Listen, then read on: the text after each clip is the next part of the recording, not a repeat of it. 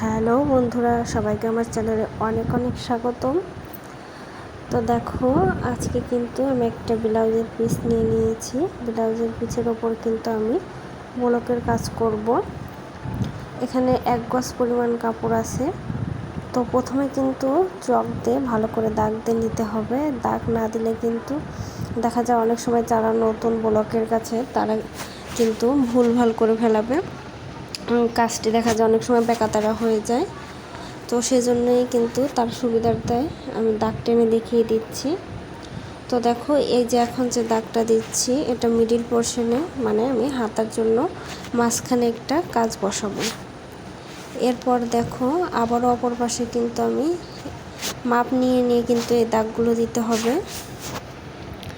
দেখো, প্রত্যেকটা হাতার সিটের কিন্তু একটা বহর থাকে। এখানে বহর কিন্তু 2 হাত পানা আছে। তো 2 হাত পানার মানে অর্ধেকের অর্ধেক করে কিন্তু এভাবে করে মিডিল পোর্শন ধরে কিন্তু আমি ডিজাইনটি করব। আর এই দেখো, এটি হচ্ছে নিচের পিছনের পার্টে আমি দাগ দিয়ে নিচ্ছি যাতে সমান করে ডিজাইনটি বসে। তবে পিছনের পার্টে আমি বেশি কাজ করব না, যেহেতু ব্লাউজটি আমারই। বেশি কালার করলে দেখা যাচ্ছে রংটি নষ্ট হবে, সেজন্য আমি পিছনে যতটুকু মাপ লাগে সেই অনুযায়ী শুধু ডিজাইনটুকু করব। এক্সট্রা বেশি দেব না। যদি কেউ চায় পুরোটা দিয়ে করতে পারে, যে যেমনটা পরতে পছন্দ করে।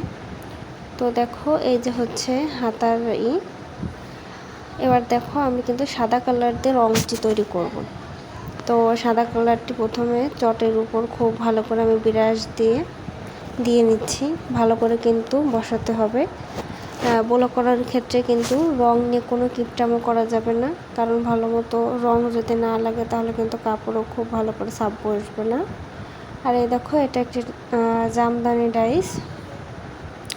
আমি আজকে জামদানি ডাইস দিয়ে কাজ করব। তো দেখো, খুব ভালো করে কিন্তু আমি ড্যাব ড্যাব করে ছাপটি বসিয়ে নিচ্ছি। ছাপ না বসলে কিন্তু কাপড়ও ভালো আসবে না। দেখো, খুব সুন্দর কিন্তু ছাপটা বসেছে। এবার আমি কাপড়ে দিয়ে নিচ্ছি, মিডিল পোর্শনভাবে ধরে তারপরে কিন্তু দিতে হবে। আর ব্লকের কাজ করার সময় কিন্তু খুব বেশি জোরে চাপ দেওয়া যাবে না। অনেকেই কিন্তু খুব বেশি জোরে চাপ দেয়, যার কারণে কিন্তু রংটা ভালোভাবে বসে না। দেখা যায় এক এক জায়গায় হালকা ছাপ বসে বা আর এক জায়গায় গাঢ় ছাপ বসে। তো অবশ্যই হালকাভাবে ছাপ নিতে হবে কাপড়ের উপর।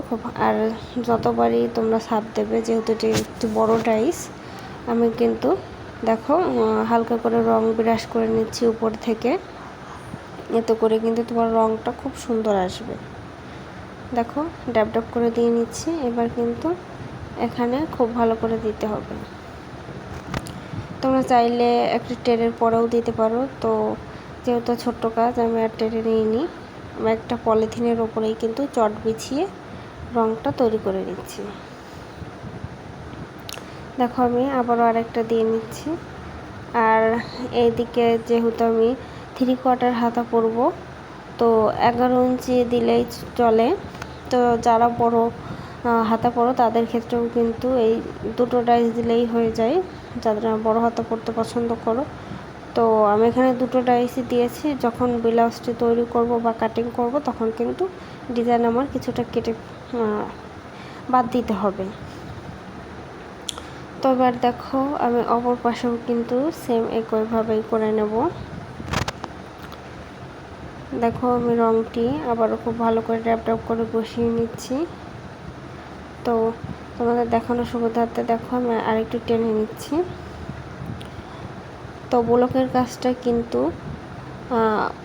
তোমরা টেবিলের পরে করার চেষ্টা করবা, কারণ টেবিলের পর করলে কিন্তু খুব ভালো আসে। আমি যেহেতু নিচে বসে করছি, তোমাদের দেখতে হয়তো কিছুটা অসুবিধা হচ্ছে। তো দেখো, এবার অপর পাশে কিন্তু হাতাটার জন্য আমি ছাপ দিয়ে নিচ্ছি। একইভাবে কিন্তু আরেকটি ছাপও দিয়ে নেব। তোমরা যারা আমার চ্যানেলে নতুন আছো, অবশ্যই আমার চ্যানেলটিকে কিন্তু সাবস্ক্রাইব করে দেবে এবং পাশে থাকা বেল আইকনটি কিন্তু ক্লিক করে রাখবে সবার আগে ভিডিও পেতে। আর তোমরা যারা ব্লক কাজ সম্পর্কে জানতে চাও, অবশ্যই কমেন্ট করবা। আমি জানানোর চেষ্টা করব।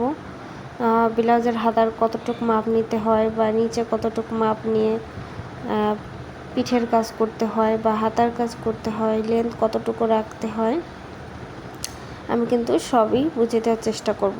তো যেহেতু দেখো বললাম যে এটা আমার নিজের ব্লাউজ, আমি শুধু পিঠের টুকি ডিজাইন করব নিচের, সেজন্য দেখো আমার বডি অনুযায়ী কিন্তু আমি এখানে দাগ দিয়ে নিচ্ছি। তো আমি এখানে প্রায় 20 ইঞ্চি মতো দাগ দিয়ে নিয়েছি। তো আবারও কিন্তু ছাপ বসিয়ে আমি নিচের যে পিঠের যে বর্ডার লাইনটা পড়ে নিচের দিকে, সেই লাইনে কিন্তু আমি ছাপটা দেব পিঠের একদম নিচ বরাবর। তো দেখো ছাপটা দিয়ে নিচ্ছি। দেখো আমি কিন্তু হালকাভাবে প্রেস করছি। দেখো রংটা কিন্তু খুব সুন্দর এসছে। জাস্ট দেখো কত সুন্দর দেখাচ্ছে। আর অবশ্যই কিন্তু যেহেতু এটা একটি বড় ডাইস, কাজ করার ক্ষেত্রে কিন্তু খুব সাবধানতা অবলম্বন করতে হবে যারা একটু নতুন। কারণ একটা ডাইস শেষ হওয়ার পরে কোথা থেকে শুরু করতে হয় বা কিভাবে দিবা, সেটা কিন্তু খুবই ম্যাটার করে। তো তোমরা যারা জানতে চাও বা শিখতে চাও অবশ্যই আমাকে কমেন্টে বলো ব্লগ সম্পর্কে, আমি অবশ্যই তোমাদেরকে বলবো। তো দেখো আমি আরেকটা ডাইস দিয়ে দেব। আমি আবারও রংটা কিন্তু খুব ভালো করে ব্রাশ করে নিচ্ছি। এরপর কিন্তু আরেকটি দিয়ে নিচ্ছি। দেখো বসানো হয়ে গেছে। এবার কিন্তু আমি হালকা হাতে প্রেস করে নিচ্ছি।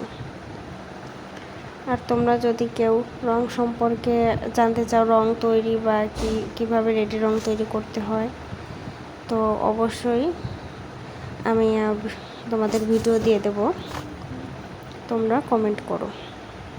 জাস্ট